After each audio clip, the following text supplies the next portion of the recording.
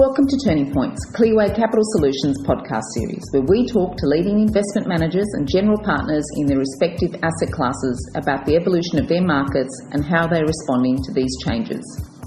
Established in 2008, Clearway Capital Solutions is an independent and privately owned company providing business development and capital advisory services to investment managers in alternative and traditional asset classes who are seeking to engage with Australian and New Zealand investors and their consultants. The Turning Points podcast series provides listeners with direct access to the insights of our investment partners. Today we are joined by Sean Taylor, the Chief Investment Officer for Matthews. Matthews is a pioneering active investment manager with a 33-year heritage focused on managing emerging markets and Asian equities portfolios. The firm's value proposition centres on its deep expertise in emerging markets and developing deep connections with clients in order to build active portfolio solutions that meet defined investment outcomes. Matthews' highly experienced investment team is located in Hong Kong and San Francisco and includes portfolio managers and research analysts with country and sector expertise. Matthews' investment approach blends top-down macroeconomic awareness with rigorous bottom-up fundamental research to build portfolios that differ meaningfully from their respective benchmarks. Matthews was founded in 1991 and manages in excess of US $10 billion in assets under management. Sean Taylor is based in Hong Kong. Hi Sean, thank you for joining us today on the Turning Points podcast. Could you provide us with some historical background on Matthews and also maybe some of Matthews' key differentiating features? Yeah, thank you, Michael. Matthews is a boutique that's been primarily looking at Asia and emerging market equities. It's US based with an office in Hong Kong. So, from the US, we think one of our edges is that we're very close and being based in San Francisco to the whole tech cycle in Silicon Valley. And we try and use that trend to see what happens in Asia and emerging markets. And then being in Hong Kong, we can cover all the main Asian markets from a few hours away, which gives us that feeling of being on the ground. Now, if I was to say what Matthews really, what our competitive advantage is, our DNA. Our DNA has always been seeing companies, being on the ground, meeting a lot of companies, engaging with them. Secondly, it's been a mid-small cap and country focus. Country funds, we have more width, more breadth in idea generation for regional funds than a house that would just have a regional fund. And then thirdly, it's country awareness. Although we're bottom up, we are very aware of the shifts in politics in countries and what might affect valuations. And then finally, it's risk control. It's been very aware of the ability to dial up risk, to dial down risk, but understanding risk. And, we use a lot of tools like marginal contribution of active risk to help us with that. Could you tell us a little bit about yourself and also your role at Matthews? Yeah, so I joined Matthews in October 2023.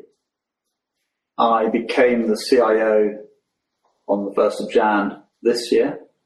I've had over 25 years running money in emerging markets in Asia, being based in Singapore, Hong Kong, Middle East, London, and spent a lot of time in Latin America and in the ASEAN region and also in Japan over my career. I've always been very focused on these markets. I've sort of used the same investment process for many, many years. I've had the combination of working in hedge funds, in long only, and also in multi-asset.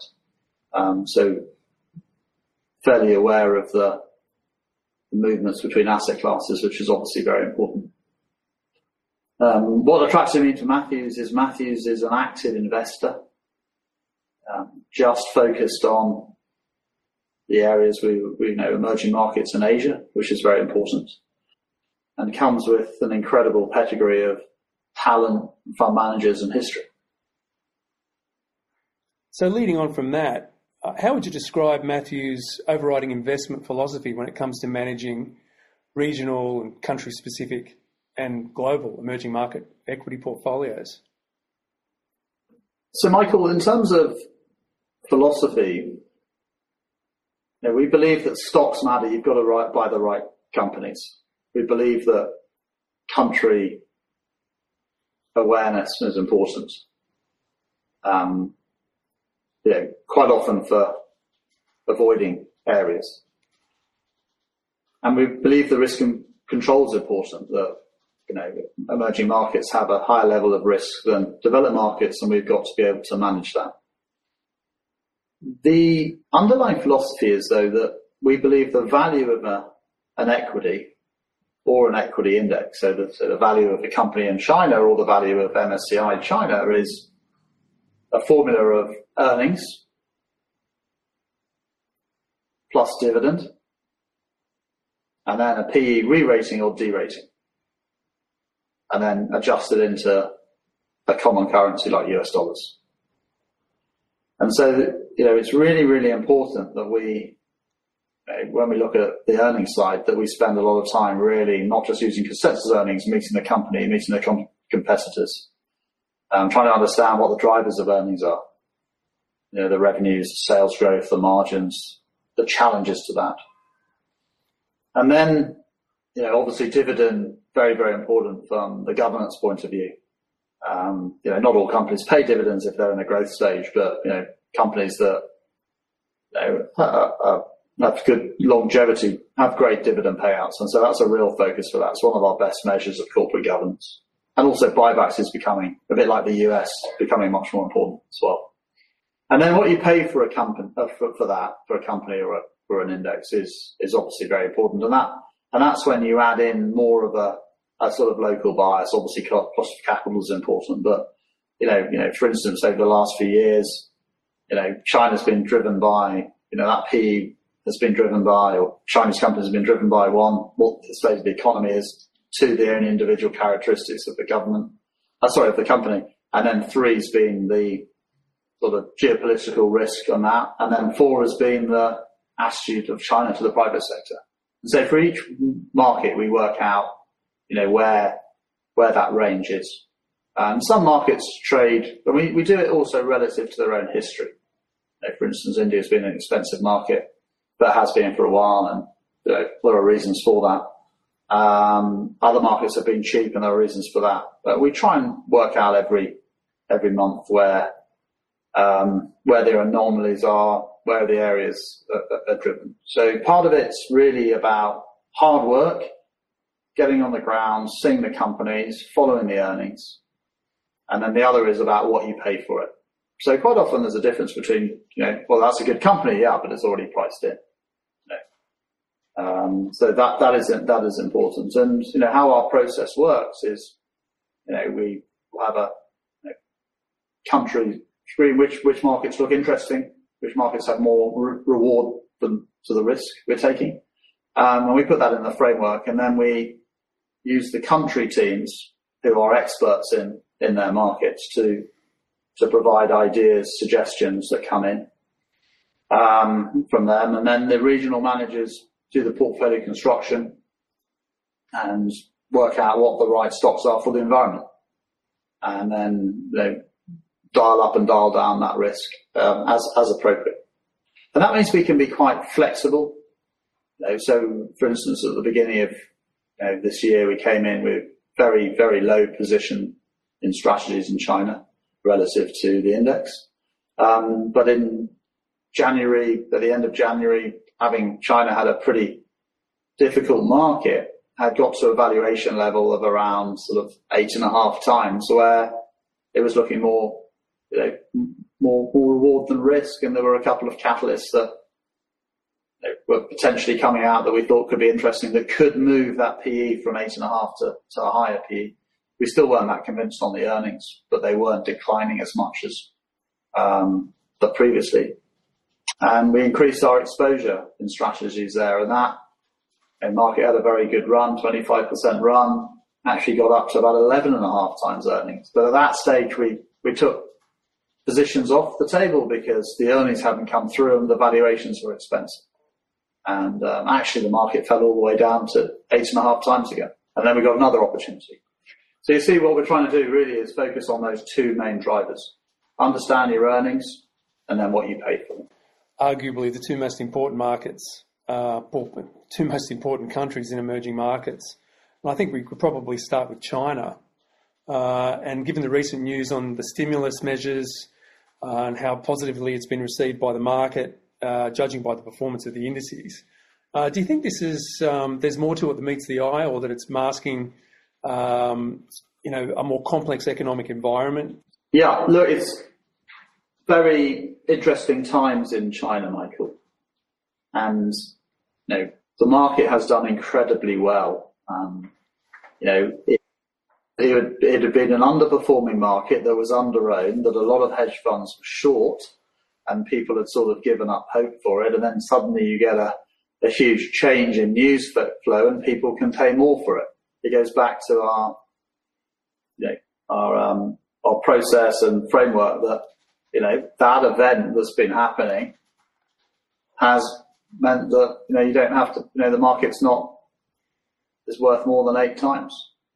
But let me elaborate a bit more. So, there's sort of two things I think have changed. The first is the government, the leadership has clearly pivoted and focusing much more on growth. And you might say, well, why has that happened? Well, the economy wasn't doing very well. The second quarter results were bad. The government had in May tried to help with the balance sheet side, or certainly create more demand. I mean, it's always been trying to deal with the supply side of the property, but now it's focusing a bit more on the demand. But nothing really affected the economic figures. The market, as I said, went up and actually came down almost on that news. So government policy has definitely changed, and I do think that we're going to look back in 5-6 years and see that as a real turning point in economic growth. Now, the market reacted very, very quickly, partly because there was a lot of incentives for the market, in terms of companies could have a funding facility to borrow to buy back shares. The brokers and insurance companies and fund managers in domestic China could have loans to buy the market, and then the national team were buying. So it was a lot of good support, good help for the market.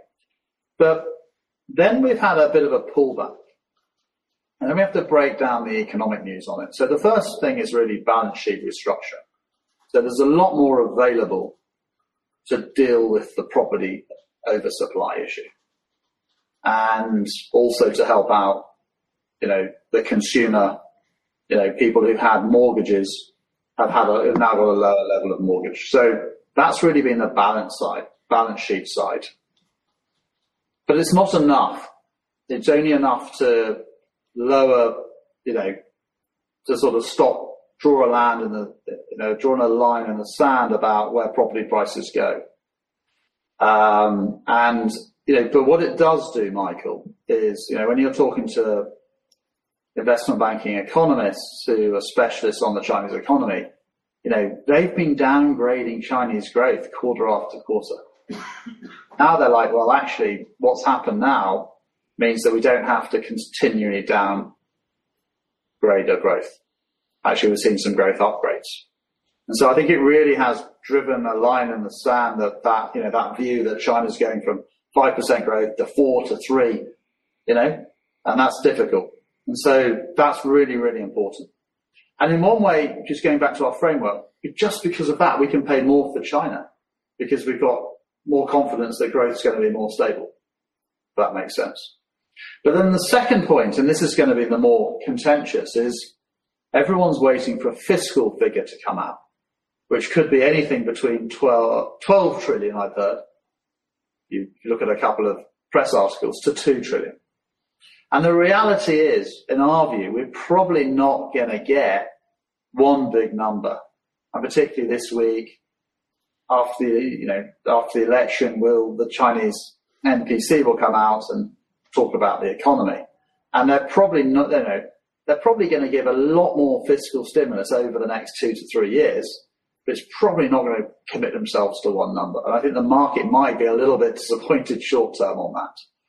But ultimately, it's very good news because it's going to help the consumer and it's going to help companies. So the balance sheet is getting better, take a bit of time to clear, and then the fiscal support will help things. And at the same time, we've seen an attitude change to the private sector.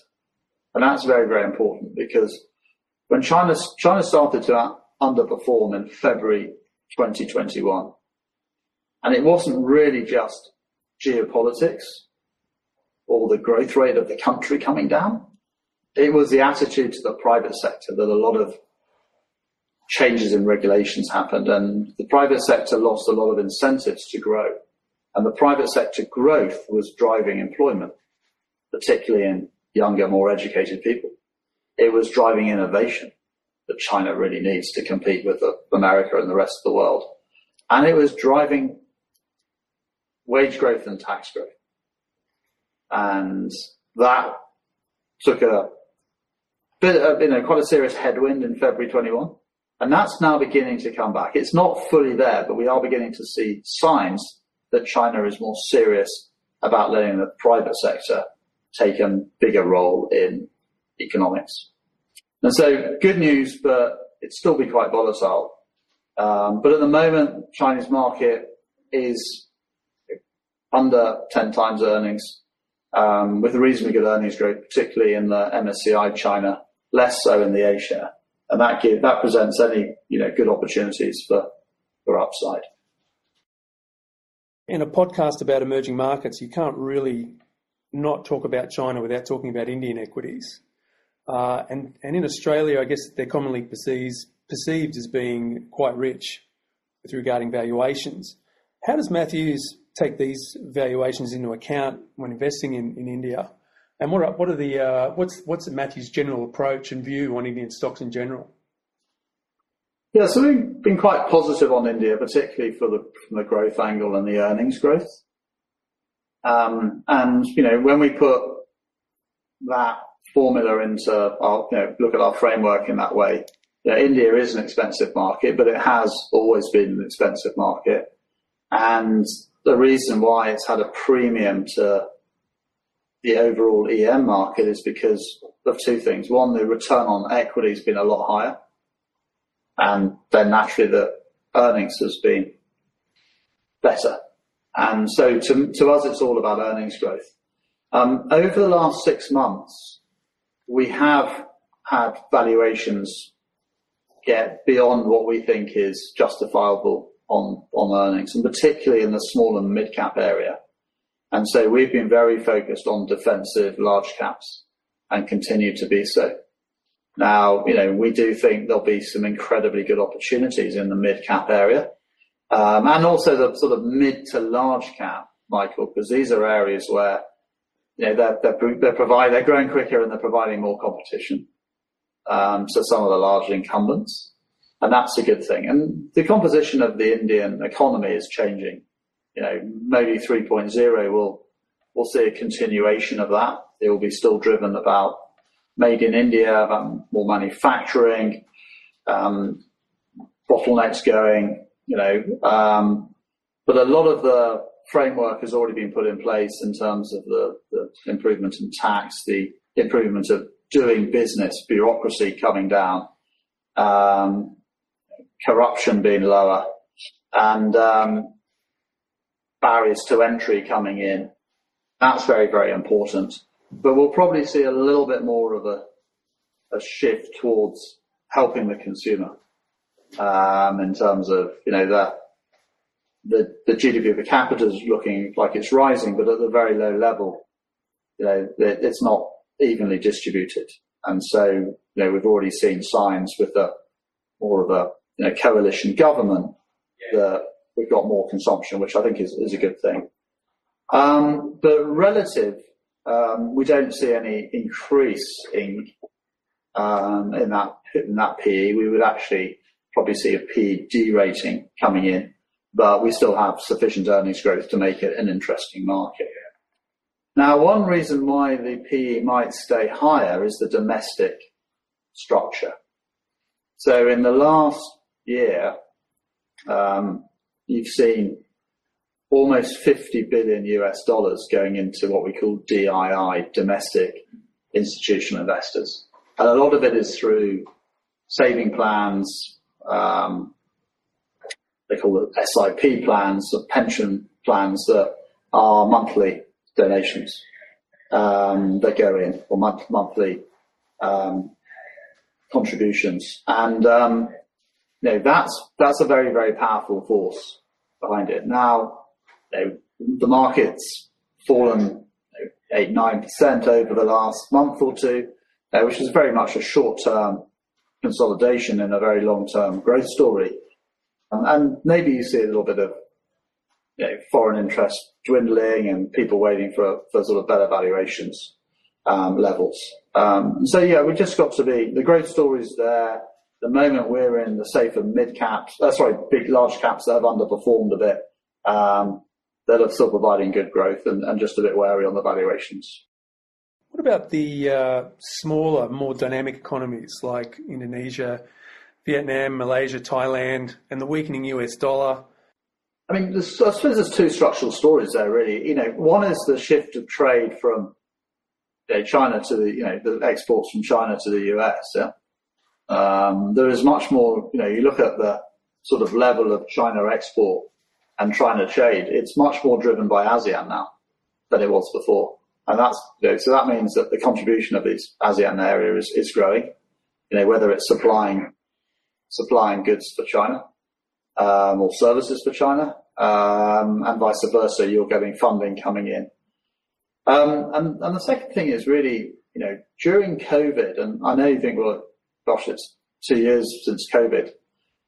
Why is that still relevant? Is that one has to appreciate that some markets in ASEAN, the smaller markets, didn't have the funding, didn't have the will to pay to keep that aggregate demand going. And so, in the West, in the US, as an example, aggregate demand was kept up all the time. I mean, bank lending didn't really come down too much, yeah?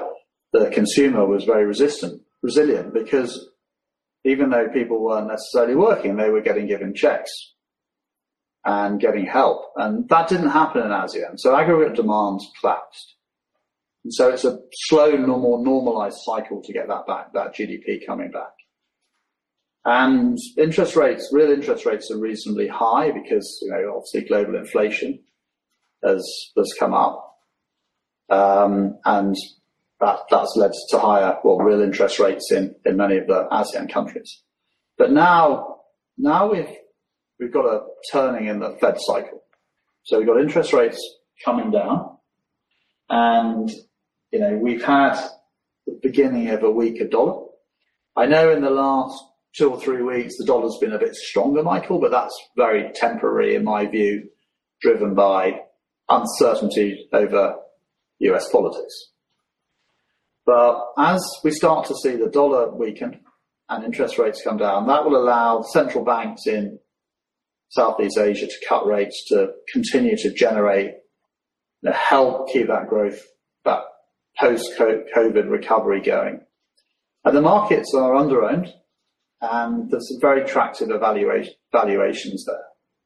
So, Indonesia is a market that has underperformed, one, because of a political change, but two, because of rates being high and the dollar having been stronger, and that we see reversing. And there's great growth there. New president, Prabowo, has got a big growth agenda, and that's going to be very, very important. And with rates coming down, he can fund that, and very exciting opportunities. Markets with huge commodities, with a lot of commodities that are helping for transition, energy transition, and EV, and then a hugely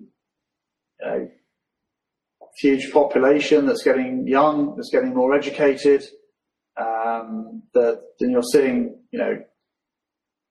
leapfrogging happening because of e-commerce and digital banking and etc. So it's a very, very exciting growth story. Our favourite market within that has been Vietnam, where we can get internet-type tech companies at 40-50% discount to what we can get them in Taiwan, and we can get banks there with good loan growth at a fraction of the valuations of North Asia. And so, very good combination of growth at a pretty, a good cheap price. Philippines is another market that's underperformed, where there's some interesting ideas. The growth there is really picking up. Post-COVID, one of the drivers there is the BPOs, the business processing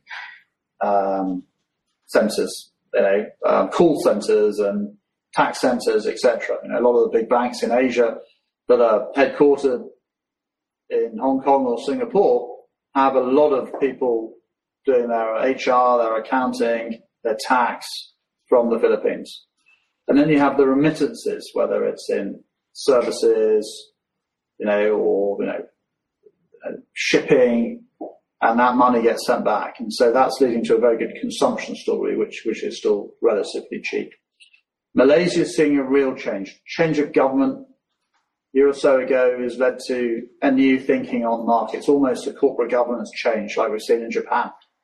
And that's leading to new sources of growth. And the whole AI and data centers, and Malaysia's got a huge amount of cheap land. And the links that the government are now putting in with Singapore in terms of new transport systems, which have been in place, the plans have been there for years, Michael, and they're beginning to be built and improved. And that's just changing the growth dynamic again. And it's yet again another market that people haven't talked about for a long time. Thailand, we're a little bit subdued on. The growth's not really coming through, and we've had some political uncertainty. And, that sort of probably remains for a while, although we can still find good companies there, from a very much a bottom-up basis. But as an overall market, we would rank that lower. With regards to Brazil and Mexico, the Latin American countries that everyone seems to pass over, what are the interesting investment opportunities Matthews are finding there? What are the things that perhaps people are missing out on or not talking about that Matthews is uncovering in those countries?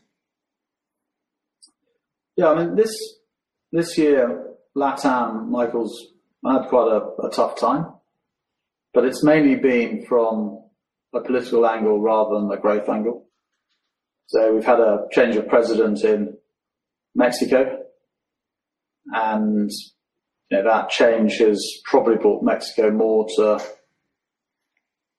and has, initially started off with worries of less friendly market policies. And so that caused a sell-off in the currency and then the equity market. But we were quite cautious on Mexico going into the election. At some point, that gives us a great opportunity to increase holdings in some of our structurally good stories in Mexico on the penetration, on access to the US, that whole supply chain, which is very, very interesting. Brazil had, a new president, and yet again, probably more to the left, and there were some worries originally about central bank independence, but they've all gone. And it's really left the market incredibly cheap, actually cheaper than we've seen it since the financial crisis, except nothing's gone wrong with the companies. And so when my colleagues have been down there recently, they've been coming back and saying, look, everyone's worried about the politics, but companies actually doing well.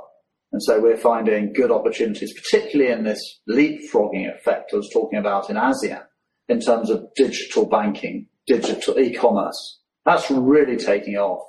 There's a lot more inter-regional trade. I mean, Brazil is a big winner from any trade negotiations. It's got what everyone wants. Oil, commodities, plus softs, huge population, great corporate governance in the companies, and improving macro. But the underlying headwind to LatAm, which we think will be subdued, will start to ease next year, is yet again US macro and interest rates coming down. And so LatAm is much more sensitive to the US dollar and to interest rates. And so when we see, the Fed easing cycle continuing, and we're probably likely to get, in our view, a cut from now till June. And then the Fed will, see where it thinks that the market neutral rate will be. And that's going to be very positive, because that's going to allow Mexico and Brazil to cut rates. Now, Mexico, we will see it doing it first, and then Brazil, we would likely see rates cut sort of first, second quarter next year. And then we find very good opportunities in selective markets. We've got holdings in Peru, we've got holdings in Chile, both in financials and in commodities. And, yet again, we can find really world-class assets with good corporate governance, sometimes listed outside of these markets, but their company operations there, with good liquidity, that are trading at a fraction of the price of companies in the developed markets. So that's what we're sort of trying to look for down there. So, very much, macro's had a bit of a headwind, but some great companies. So over the longer term, most people are generally, associated emerging markets with low-cost manufacturing and assembling. But South Korea and Taiwan are world leaders in AI-adjacent sectors.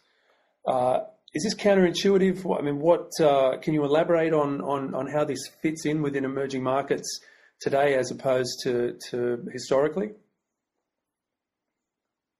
Yeah, I think with emerging markets, you've got such a diversified range. The differentiation is very, very different. You've got China, huge manufacturing, spend a lot of money trying to be competitive in EV, in solar, in those areas. But within Korea and Taiwan, what you're seeing is real competitive advantage in leading technology, really benefiting, from AI, and very much driven by the whole US AI thing. And, some of the leading companies in Korea and Taiwan can make, for instance, chips cheaper, smaller, faster than anyone in the world. And when people try and catch up with them, they're 5-10 years ahead, all that R&D invested. And we're beginning to find more and more interesting companies in those supply chains.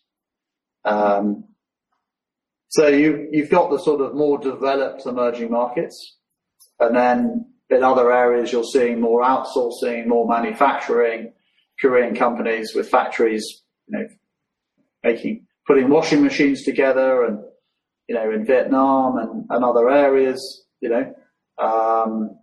So yeah, I think it's not really, China's very much about manufacturing. And it's, whenever I talk to businessmen, Michael, across the world, despite all the tariff issues on China, people are saying, well, honestly, I've still got a factory in China because I can't get the quality for the price anywhere else in the world. And, I think, what India's looking at doing is similar. India, I was talking to the CEOs of a top Indian auto company recently, and they're more in bikes and electric bikes. And he's saying, one of the challenges for India is manufacturing. India needs to have that, gain that money. India has all the ingredients of being another China for manufacturing, but is a long way away. And a lot of it is about the quality of work, the tax incentives, the supply chain. It takes time. And I think we'll see China and India become, or China already there and India then become a rival to China or another alternative in terms of manufacturing.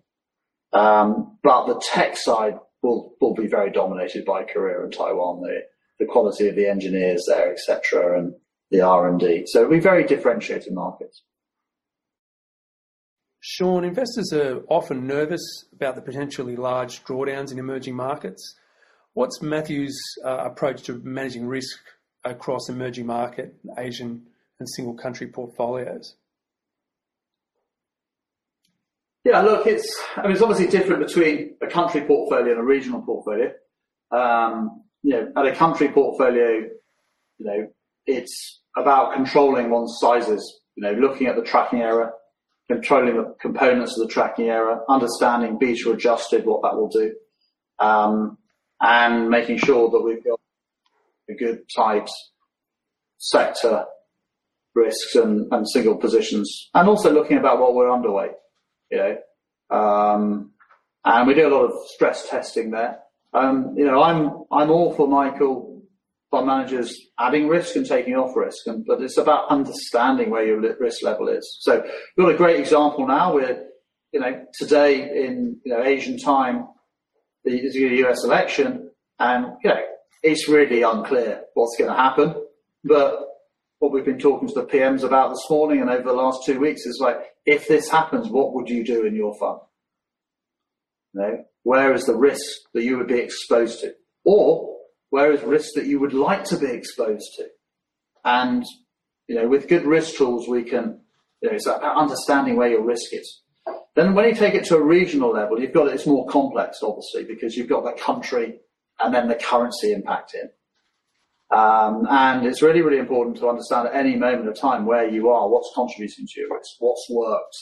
And we use risk as to take out the volatility, to dial down, dial up. And that's very, very important. And, like an example, as I said this year, is that we've managed to use risk to dial up our China risk when it's appropriate. But at a valuation level and when your risk tools start to say, well, actually you've got too much risk there because it's done too well. It's about taking profits. It's about keeping that, not having too much risk even when it's done well. Taking your profits, keeping to your limits there, and then dialing that down when it's not appropriate. And so the target pricing is really key to make sure that you've got that reward risk ratio right. And, if you can always, my view is that over 20 years of doing this, you can always catch up on risk, but it's harder to protect on the downside. So we have a more emphasis on downside protection, being out early. And I think that's always kept us in good stead. Sean, thank you for joining us on Turning Points. What are your final thoughts or themes that you'd like to leave with us today? Look, I think we've gone through a couple of tough years for emerging markets and for China, but there are some incredibly good opportunities out there. And it's not there's opportunities in China, there's opportunities in India, there's opportunities in North Asia in terms of innovation and tech. Then you've got the real sort of old emerging market story of ASEAN and LatAm. And, we've got a process that tries to put that all together, that tries to take the best reward and risk there and put it into portfolio to find the right portfolio with the environment. We do think that as an asset class, because of the earnings growth for the next 5 years, we're going to have a much better return profile than we have in the last 10 years, just like we had previously, 10 years before that. And at a time when the S&P is, showing probably going to have below trend upside due to lower earnings.